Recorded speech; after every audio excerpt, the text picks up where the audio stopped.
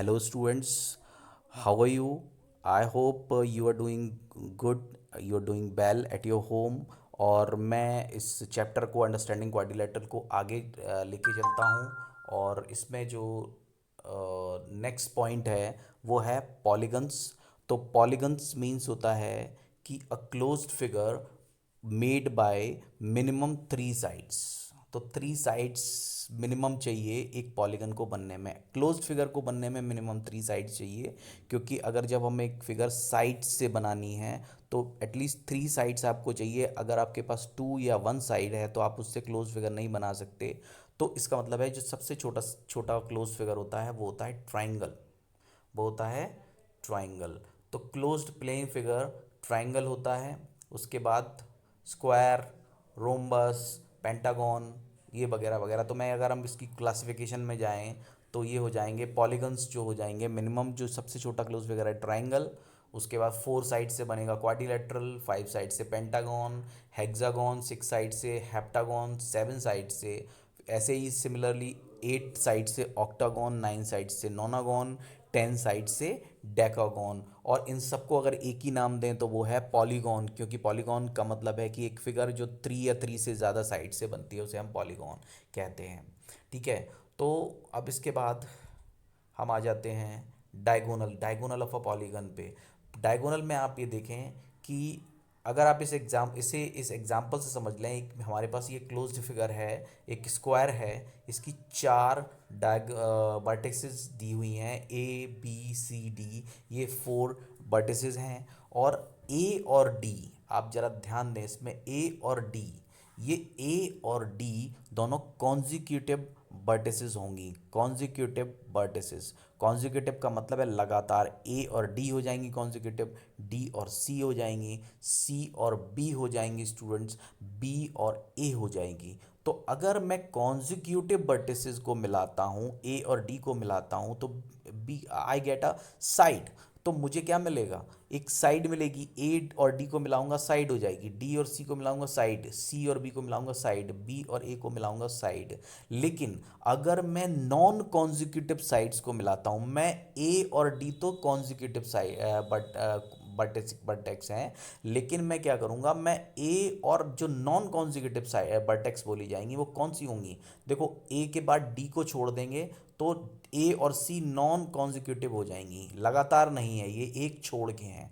तो बस आप ये समझ लें कि किसी भी पॉलीगन के अंदर एक वर्टेक्स छोड़कर, जैसे एक वर्टेक्स को लिया उसके बाद नेक्स्ट वर्टेक्स छोड़ दी और उससे अगले वाली वर्टेक्स को, उनको दोनों को मिला दिया, तो जो लाइन हमें मिलेगी वो लाइन या साइड कहलाएगी डायगोनल। तो नॉन कॉन्जिक्यूटिव साइड्स वर्टेक्स को आप जब मिलाएंगे तो यू गेट अ डायगोनल। तो इसके अंदर हमारे पास दो ही डायगोनल बनेंगे क्योंकि इसके अंदर नॉन कॉन्जिक्यूटिव वर्टेक्स ए सी और बी डी होंगी। तो ए सी और बी डी जो साइड होंगी वो इसके डायगोनल्स होगी। आई होप आप अच्छे से समझ गए होंगे। अब हम आ जाते हैं आगे कॉनकेव और कॉन्वेक्स पॉलीगन पे।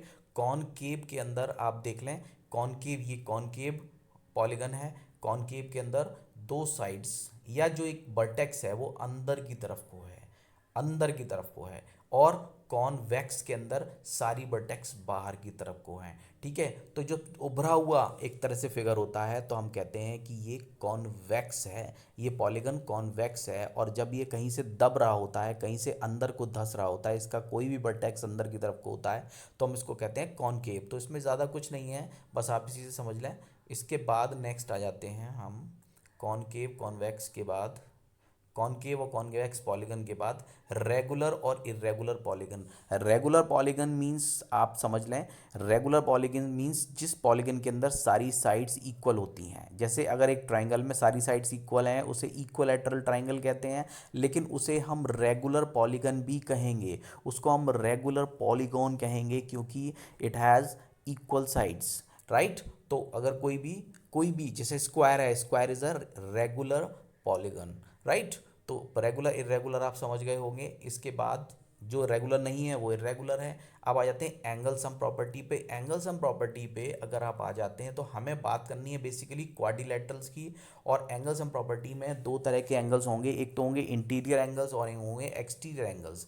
देखें आप इसके अंदर जो एंगल्स दिए हुए हैं 1 2 3 4, इन्होंने अलग तरह से दे रखे हैं, मैं इनकी बात नहीं कर रहा हूँ, मैं बात कर रहा हूँ angle L M N O, इन एंगल्स की बात कर रहा हूँ। तो क्वाड्रिलेटरल के अंदर अगर आप इंटीरियर एंगल्स की बात करें तो क्वाड्रिलेटरल के अंदर इंटीरियर एंगल्स का सम 360 होता है। देखें LMNO दोनों सबका सम करेंगे तो यू हैव 360 डिग्री, राइट। तो आपको 360 डिग्री मिलेगा। तो क्वाड्रिलेटरल के चारों एंगल्स का सम, इंटीरियर एंगल्स का सम 360 होगा। आपको यहाँ पॉलीगॉन्स के बारे में बात नहीं करनी है, आपको यहाँ पर केवल समझना है कि पॉलीगन क्या होता है। उसके बाद हमें क्वाड्रिलेटरल्स में डील करना है। तो क्वाड्रिलेटरल्स के एंगल्स का चारों इंटीरियर एंगल्स का सम 360 होता है, ये दिमाग में भी बिठा लें और इसको नोट भी कर लें कहीं। इसी तरह से हम आ जाते हैं एक्सटीरियर एंगल का। लेकिन एक्सटीरियर एंगल में एक फिक्स्ड फार्मूला होता है, एक फिक्स्ड